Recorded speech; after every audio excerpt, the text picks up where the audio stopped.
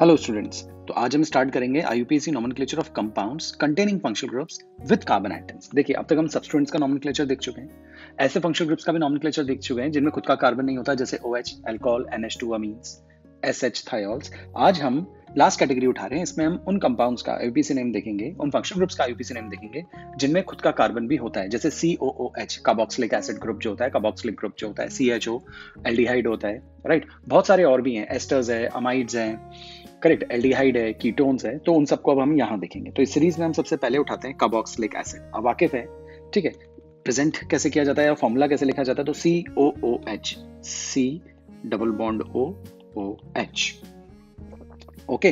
Prefix carboxy ध्यान रखिए, last में काम में लेंगे।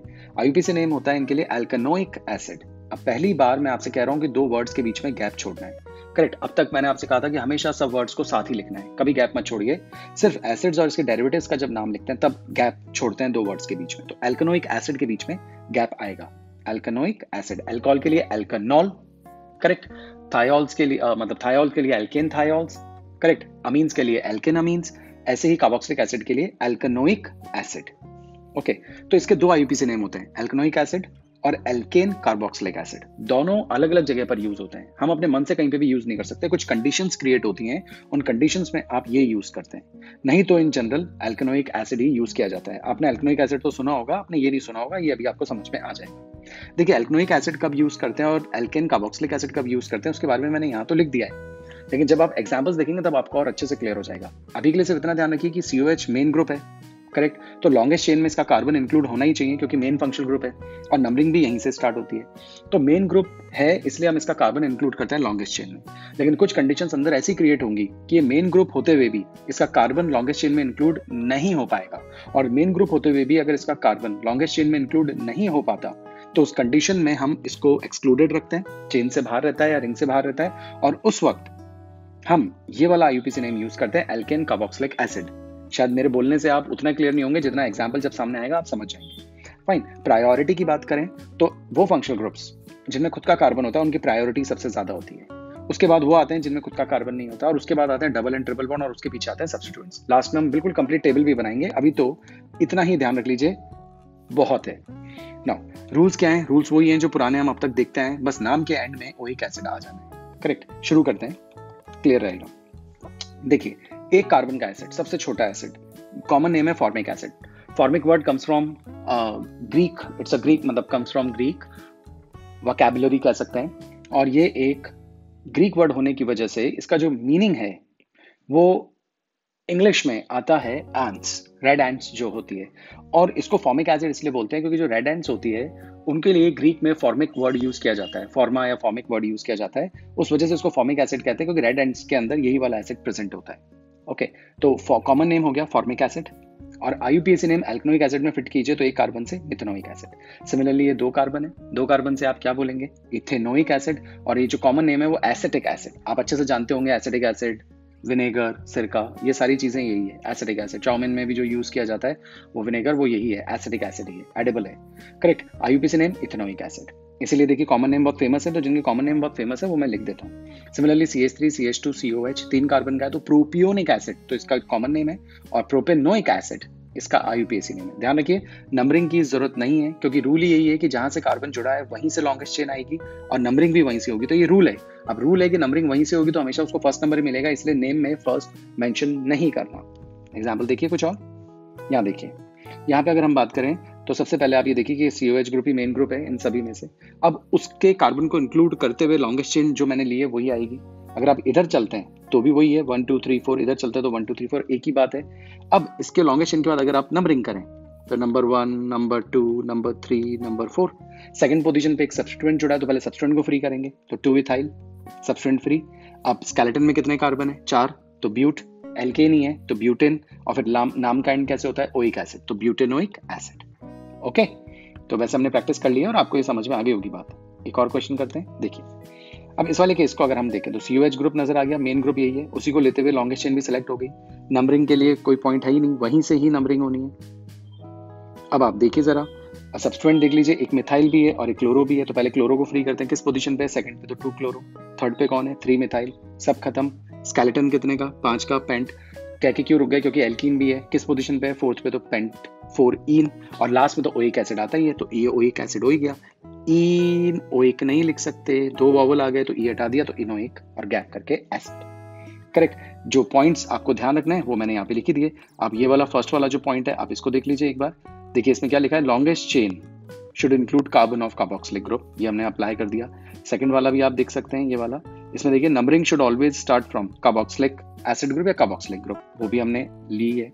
ठीक है, थर्ड केस देखिए, नेक्स्ट केस देख लेते हैं। अब यहाँ पे आपको 2 COH ग्रुप नजर आ रहे हैं। देखिए अब रूल ये कहता है कि अगर 2 COH ग्रुप नजर आए तो लॉन्गेस्ट चेन ऐसी लीजिए जिसमें दोनों के कार्बन इंक्लूड हो जाएं, ये रूल है, right. If 2 carboxylic acids are present, if 2 carboxylic groups are present, then carbon of both groups should be included in the longest chain। बहुत इंपॉर्टेंट बात।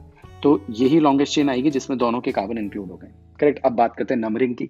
अब नंबरिंग का इंपॉर्टेंट रोल इसलिए आता है क्योंकि इधर से आप नंबरिंग करो तो ये फर्स्ट पे, इधर से करो तो ये फर्स्ट पे, लेकिन उसके अलावा इधर से नंबर करने और इधर से नंबर करने में अब लोएस्ट लोकेंट आपको देखना पड़ेगा, क्योंकि अब जो आता है वो प्रायोरिटी आती है डबल और ट्रिपल बॉन्ड्स की। अब अगर आप यू नंबर करते हैं तो 1 2 3 4, ये 5th पोजीशन पे आता है ये ट्रिपल बॉन्ड जो, और यहाँ से अगर आप नंबरिंग करते हो तो 1 ये 2 पे ही आ जाता है। कार्बोक्सिलिक एसिड की तो प्रायोरिटी सेम हो गई, इसलिए अब हमने ये देखा कि ट्रिपल बॉन्ड जहाँ से पास में आता है वहां से नंबरिंग कर लेते हैं, तो आईयूपीसी नेम तो एक ही बनना चाहिए।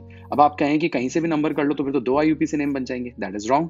तो एक आईयूपीसी नेम इसीलिए बनेगा क्योंकि ट्रिपल बॉन्ड को हम प्रायोरिटी दे रहे हैं, क्योंकि सीओएच को तो प्रायोरिटी देने से कोई फायदा नहीं है, क्योंकि दोनों ही फर्स्ट और लास्ट पोजीशन पे आएंगे हमेशा। अब नंबरिंग कर देते हैं।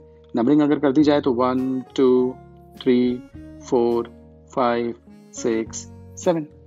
अब 5 पोजीशन पे इथाइल नजर आ गया, बाकी तो और कुछ है नहीं, तो सीधा लिखिए हेप्ट। आइन है इसलिए 2 आइन, YNE लिखा है मैंने, ठीक है। और कितने कार्बोक्सिलिक एसिड है, 2 है, तो डाइओइक एसिड।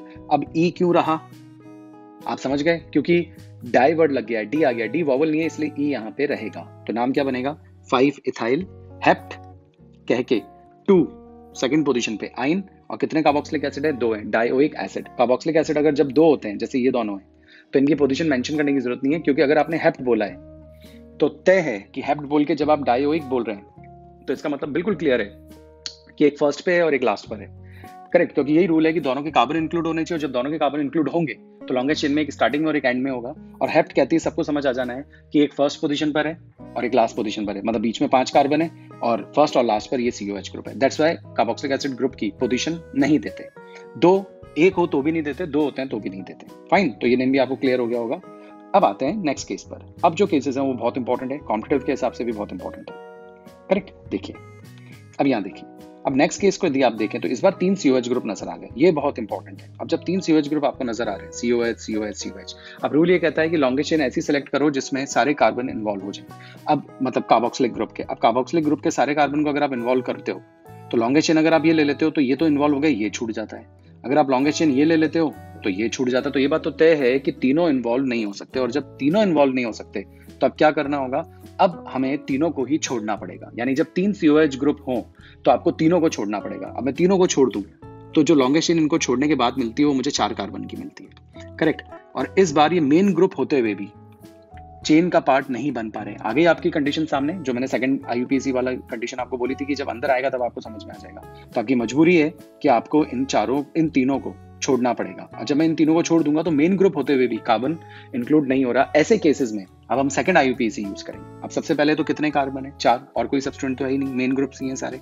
तो ब्यूटेन किस किस पोजीशन पर है, देखिए ये फर्स्ट, ये सेकंड, ये थर्ड, ये फोर्थ। अब पोजीशन तो आपको बतानी पड़ेगी ना, क्योंकि ये फर्स्ट सेकंड थर्ड फोर्थ, तो फर्स्ट और सेकंड पे नंबरिंग इधर से करेंगे। अगर आप नंबर इधर से करते हो तो 1 2 3 4, तो ये एक बार तो फर्स्ट पे आता है, एक बार 3 पे आता है, एक बार 4 पे आता है, तो 1 3 4 मतलब 8 हो रहा है। और अगर आप यूं करते हैं तो 1 2 पे आ गया, 3 4 और 5।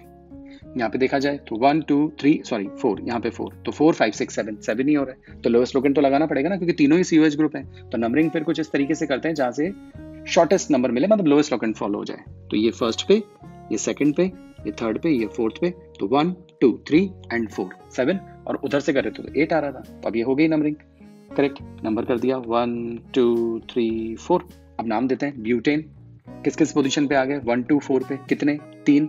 अब ओइक नहीं बोलेंगे, अब आप बोलेंगे ट्राई कार्बोक्सिलिक एसिड। क्यों बोल रहे हैं? क्योंकि आपके नेम में number of carbon atoms reflect हो जाने चाहिए। ब्यूटेन मतलब 4 रिफ्लेक्ट हो गए और कार्ब वर्ड भी आ गया, और ट्राई मतलब 3 और ये हो गया, तो 4 and 3 7 कार्बन टोटल इस मॉलिक्यूल में होने चाहिए। तो है 1 2 3 4 तो चेन में ही है और 3 COH ग्रुप में आ गए, तो 7 रिफ्लेक्ट हो रहा है ना। अब बहुत से लोग क्या गलती करते हैं, ब्यूटेन 1 2 4 ट्राई ओइक एसिड लिख देते हैं। अब ट्राई ओइक एसिड में तो कार्बन समझ ही नहीं आ रहा, और ब्यूट कह के आपने नाम खत्म किया, तो टोटल तो इस मॉलिक्यूल में 4 ही कार्बन होने चाहिए, जबकि है तो 7। तो ऐसे केसेस में आपको कार्बोक्सिलिक वर्ड यूज करना पड़ता है। ओके, तो आपको बात समझ आई होगी। हम एक और करते हैं, उससे और क्लियर हो जाएगा। अब देखिए, आप नीचे वाला एग्जांपल देखिए। अब नीचे वाले एग्जांपल के अंदर एक रिंग है और एक ही COH ग्रुप प्रेजेंट है, तो इसका मतलब है कि यही मेन ग्रुप है। अब क्योंकि यही मेन ग्रुप है, लेकिन इसके बावजूद इसका कार्बन रिंग का पार्ट तो नहीं बन रहा, रिंग से बाहर छूटा हुआ है, तो मेन होते हुए भी कार्बन रिंग का पार्ट नहीं बन पा रहा। ऐसे केसेस में भी आपको क्या यूज करना पड़ेगा? कार्बोक्सिलिक एसिड वर्ड यूज करना पड़ेगा, तभी number of carbon atom justify होंगे। अब इसको तो आप क्या कह सकते हैं, अभी ये COH इसके साथ जुड़ा है तो ये मेन ही है, करेक्ट। तो साइक्लोब्यूटेन और फिर पीछे कार्बोक्सिलिक एसिड। बहुत से लोग कहते हैं साइक्लोब्यूटाइल क्यों नहीं बोला? साइक्लोब्यूटाइल तब बोलते हैं जब हम ये इसको एक सब्स्टिट्यूएंट मानते हैं। ये भी सब्स्टिट्यूएंट नहीं है, ये COH ग्रुप इससे डायरेक्टली अटैच्ड है, तो ये मेन ग्रुप के जैसे ही ट्रीट हो रहा है। हाँ, अगर ये रिंग यूं होती, ये CH2 होता और अब COH ग्रुप होता, तो अब ये सब्स्टिट्यूएंट हो जाता, ये लॉन्गेस्ट चेन हो जाती 2 कार्बन की, फिर आप बोलते 2 साइक्लोब्यूटाइल इथेनोइक एसिड, तो आप बोल सकते थे। लेकिन अभी COH ग्रुप डायरेक्टली इससे अटैच्ड है, दैट्स व्हाई आप ये नहीं बोल सकते। साइक्लोब्यूटाइल नहीं बोलना है, मेन ग्रुप के हिसाब से नाम देंगे, तो साइक्लोब्यूटेन और इसके हिसाब से कार्बोक्सिलिक एसिड। फाइन, एक और एग्जांपल देखिए। अब ये जो रिंग के साथ है, यहाँ पे देख लीजिए, रिंग के साथ जब ये है, यहाँ देखिए, ठीक है, तो इसका बहुत फेमस नेम है, common name benzoic acid. IUPAC name क्या होगा? इसे कहते हैं बेंजीन कार्बोक्सिलिक एसिड। देखिए, बेंजीन कार्बोक्सिलिक। अब आप बोलेंगे इसको तो आपने फिनाइल बताया था। फिनाइल कब? जब एज अ सब्स्टिट्यूएंट यूज हो। मान लीजिए ये मॉलिक्यूल मैं लिख दूं, ऐसे लगा दें, CH2 CH2 COOH, अब ये लॉन्गेस्ट चेन हो जाती, ये नंबर हो जाता। अब आप इसको कहते, अब ये सब्स्टिट्यूएंट होता, अब आप कहते 3 फिनाइल प्रोपेनोइक एसिड, करेक्ट। लेकिन अभी COH ग्रुप इसे डायरेक्टली अटैच्ड है, तो ये एज अ मेन पार्ट ही या मेन ग्रुप ही कंसिडर होता है जब COH ग्रुप इससे जुड़ा रहता है। ओके, नाउ तो अब इसका नाम बेंजीन कार्बोक्सिलिक एसिड, बस ये इसका नाम हो जाएगा, करेक्ट। यहाँ देख सकते हैं आप, मैंने लिख भी रखा है बेंजीन कार्बोक्सिलिक एसिड। आगे आपको बात समझ में काफी इंपॉर्टेंट थी। अब ये वाला देख लीजिए। अब यहाँ पे भी अगर हम देखें तो ये COH ग्रुप ही हमारा मेन ग्रुप है, करेक्ट। तो नंबरिंग की अगर बात की जाए तो नंबर 1 तो यही आएगा। अब लोएस्ट लोकेंट देखें तो 2 3 2 3, तो लोएस्ट लोकेंट तो फेल, अल्फाबेटिकल प्रायोरिटी, मिथाइल का M और इथॉक्सी का E, तो नंबरिंग इधर से ही जाएगी। अब अल्फाबेटिकली लिख देते हैं, तो 3 पे कौन? इथॉक्सी, 5 पे कौन? मिथाइल, और इसका नाम देना तो अभी भी नीचे मैंने आपको बता ही दिया, benzene carboxylic acid, benzene carboxylic acid. तो काफी इंपॉर्टेंट है। बीच के अंदर जो 2 एग्जांपल्स मैंने आपको बताए, वो दोनों एग्जांपल्स भी आप लिख लेना, काफी इंपॉर्टेंट है। ये मोर देन सफिशिएंट है आपके लिए कार्बोक्सिलिक एसिड। ये कार्बोक्सिलिक एसिड आपको 12th तक हेल्प करेगा, करेक्ट। 12th में हम और अलग अलग केसेस भी देखते हैं, लेकिन जो बेसिक रूल्स हैं वो ये हैं, इसके अलावा और कोई रूल्स नहीं है। चाहे आप कहीं से भी कार्बोक्सिलिक एसिड पढ़ लीजिए। हाँ, नए नए कॉमन नेम्स आ जाएंगे, वो एक नई बात हो सकती है आपके लिए, लेकिन जो बेसिक प्रिंसिपल्स हैं या बेसिक जो कंसेप्ट्स हैं कार्बोक्सिलिक एसिड के, वो तो यही, करेक्ट। अब हम इसके बाद देखते हैं, इसी से काफी मिलता जुलता, वो है एल्डिहाइड, जिसके रूल्स बिल्कुल कार्बोक्सिलिक एसिड से ही मिलते जुलते हैं। तो अब हम नेक्स्ट देखेंगे एल्डिहाइड। देखिए, एल्डिहाइड में जो ग्रुप होता है, जिस ग्रुप से हम इसको रिप्रेजेंट करते हैं, दैट इज C, जो एटम्स का ग्रुप है, C double bond OH, correct. इसमें और एसिड में एक छोटा सा अंतर है, ये एसिड है कार्बोक्सिलिक एसिड, और इस O को गायब कर दिया जाए तो ये एल्डिहाइड बन जाता है। देखिए, COOH तो कार्बोक्सिलिक एसिड, और इस O को गायब कर दो तो C डबल बॉन्ड O और H, ये एल्डिहाइड होता है। इसके लिए प्रीफिक्स होता है फॉर्माइल एंड ऑक्सो, जिसके बारे में हम बाद में बात करेंगे। IUPAC नेम की बात करते हैं, एंड दैट इज एल्केनल। अब देखिए, काफी मिलती जुलती चीजें आ गई, लेकिन बहुत क्लियर है। मैं बोलूं एल्केनॉल तो अल्कोहल हो गया, एल्केनामीन बिल्कुल क्लियर है, एल्केनथायोल बिल्कुल क्लियर है, एल्केनोइक एसिड वो भी दिमाग में आ गई होगी बात, और एल्केनल अल तो एल्डिहाइड, अल पे एंड हो रहा है ना, एल्डिहाइड, तो एल्केनल, या फिर एल्केन कार्बेल्डिहाइड। कंडीशंस वो की वही हैं जो मैंने अभी आपको पहले बोली। एल्केनल कब यूज करेंगे? जब CHO ग्रुप मेन हो और इसका कार्बन लॉन्गेस्ट चेन में इंक्लूड हो गया हो, और कुछ कंडीशंस ऐसी हो जाती है तब ये मेन ग्रुप होते हुए भी इसका कार्बन इंक्लूड नहीं हो पाता, रिंग हो या फिर 3 ग्रुप एक साथ प्रेजेंट हो, तो उस केस में आप कार्ब एल्डिहाइड वर्ड यूज करते हैं। कार्ब समझ जाइए, कार्बन को रिप्रेजेंट करता है, जैसे कार्बोक्सिलिक में भी एक कार्बन रिप्रेजेंट होता था, ऐसे कार्ब में भी एक कार्बन रिप्रेजेंट होगा, तो एल्केन कार्ब एल्डिहाइड। फाइन, कुछ ही एग्जांपल्स हैं, आप बहुत क्लियरली समझ जाएंगे। बाकी सारे रूल्स जो हैं कार्बोक्सिलिक एसिड जैसे ही हैं। फर्स्ट देखिए, यहाँ पे था यूं ओ था तो HCOH को हमने बोला था फॉर्मिक एसिड, इस बार हम इसको बोलेंगे फॉर्मल्डिहाइड। उसको बोला था मीथेनोइक एसिड, इसको बोलेंगे एल्केनल से मीथेनल। सिंपल। ऐसी इसी तरीके से एसिटिक एसिड था, यहाँ पे एक ओ था, बस वो ओ हट गया तो ये एसिटल्डिहाइड। वो इथेनोइक एसिड था, इसका नाम हो जाएगा एल्केनल से इथेनॉल। फाइन। चलिए अब यहाँ पे देखते हैं, ये CHO ग्रुप आ गया, मेन ग्रुप है, ये लॉन्गेस्ट चेन का पार्ट ये होगा ही होगा। आप लॉन्गेस्ट चेन ये चूज नहीं कर सकते क्योंकि ये छूट जाएगा, इसके कार्बन को इंक्लूड करना ही पड़ेगा। कार्बन को इंक्लूड कर लिया, लॉन्गेस्ट चेन लीजिए तो 1 2 3 4 कितने कार्बन की आ गई, 4 कार्बन की आ गई। सेकंड पोजीशन पे अल्काइल ग्रुप है तो आप नाम क्या देंगे, 2 इथाइल और 4 कार्बन से ब्यूटेनॉल। पोजीशन देने की जरूरत है नहीं क्योंकि हमेशा फर्स्ट पोजीशन पे ही होगा, तो 2 इथाइल ब्यूटेनॉल।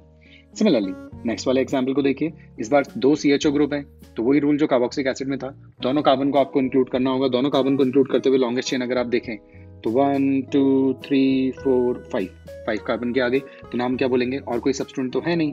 कितने कार्बन है चेन में, पेंटेन, 2 अल है तो पेंटेन डायल, इस बार ई रिटेन। वाई, क्योंकि आगे डी है तो वॉवल तो है नहीं तो ई रहेगा, पेंटेन डायल। बहुत से स्टूडेंट इसको लिखते हैं पेंटेन 1,5 डायल। मैंने आपको पहले भी बोला कार्बोक्सिलिक एसिड में भी कि खुद का कार्बन इन्वॉल्व हो रहा है लॉन्गेस्ट चेन में, और 2 CHO ग्रुप है तो तय है कि एक फर्स्ट पे और एक लास्ट पे होगा। अगर मैंने आप सबको ये बोला होता पेंटेन डायल का स्ट्रक्चर बनाइए तो सब लोगों ने एक ही स्ट्रक्चर बनाया होता पेंटेन, तो आप सीधे कितने कार्बन लगाते, 5। अब मैंने कहा था अल डायल 2 एल्डिहाइड ग्रुप है तो आप एक तो यहाँ लगाते और एक आप यहाँ लगाते, कहीं और लगाने का कोई स्कोप ही नहीं है। क्योंकि अगर आपने गलती से ये 5 है और आपने मान लीजिए एक तो ये एल्डिहाइड ये लगा दिया, और मान लीजिए आपने ये बोला कि भाई हम तो एक एल्डिहाइड यहाँ नीचे लगा रहे हैं, तो पहली चीज तो ये कि 1 2 3 4 5 6 हो जाएंगे तो वो तो बात जमेगी नहीं। आप कहेंगे नहीं हम ये एक कार्बन हटा देते हैं, लीजिए अब तो 5 है, अब भी नेम वो नहीं बैठेगा क्योंकि लॉन्गेस्ट चेन लोगे तो इन दोनों कार्बन को इंक्लूड करना पड़ेगा, तो फिर ये एक सब्स्टिट्यूएंट छूट जाएगा, तो नेम तो वैसे भी कनेक्ट नहीं हो सकता क्योंकि लॉन्गेस्ट चेन में तो दोनों कार्बन आने चाहिए, तो फिर एक सब्स्टिट्यूएंट छूट जाएगा। तो कुछ भी कर लीजिए, अगर 2 एल्डिहाइड ग्रुप प्रेजेंट है तो एक फर्स्ट पे और एक लास्ट पे ही आएगा, इसलिए उनकी पोजीशन नहीं देते। पेंटेन डायल कह रहे तो इसका मतलब एक फर्स्ट वाला है और एक फिफ्थ वाला है, पेंटेन डायल। ओके। सिमिलरली जब 3 COH ग्रुप आ जाएं, मतलब 3 एल्डिहाइड ग्रुप आ जाएं, तो अब लॉन्गेस्ट चेन में तीनों तो आ नहीं सकते, तो वही जो हमने कार्बोक्सिलिक एसिड में किया वही अब हम यहाँ करेंगे। क्या करेंगे, तीनों को ही छोड़ देंगे। अब जब तीनों को छोड़ देंगे तो लॉन्गेस्ट चेन सेलेक्ट करेंगे और फिर नंबरिंग कर लेंगे। लॉन्गेस्ट चेन आपके सामने सेलेक्ट हो ही गई है, 1 2 3, एक फर्स्ट पे, एक सेकंड पे, एक थर्ड पे। लोएस्ट लोकेंट के लिए कोई यहाँ बात बनी नहीं रही, उधर से करो इधर से करो एक ही बात है, और कोई सब्स्टिट्यूएंट यहाँ पे है नहीं, तो बस इन तीनों ही मेन है, लेकिन चेन का पार्ट नहीं बन पा रहे, मेन होते हुए भी चेन का पार्ट नहीं बन पा रहे, इसलिए इनके लिए कार्ब एल्डिहाइड वर्ड यूज होगा। नाम क्या देंगे, सब्स्टिट्यूएंट नहीं है, उसके बाद कार्बन स्केलेटन प्रोप, एल्केन नहीं है तो प्रोपेन। किस किस पोजीशन पर है, 1 2 3 1 2 3, कितने ग्रुप है, 3, तो ट्राई कार्ब एल्डिहाइड। ये बहुत इंपॉर्टेंट है, ट्राई अल बोल दिया तो कहानी खत्म।